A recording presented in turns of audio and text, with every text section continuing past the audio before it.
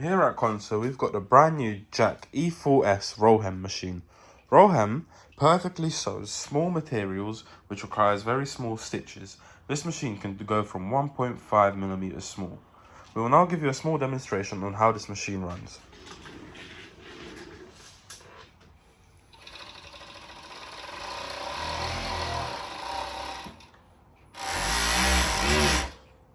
As you can see, the stitches are very small on a fabric that's also quite thin. This machine also has a silent servo motor which basically has no vibrations and very little sound, as you can hear. You can also turn off and reduce the light and the speed from this small control panel on the side. Underneath here, you can adjust the feed dog height as well by moving it lower, higher, or setting it in a medium place.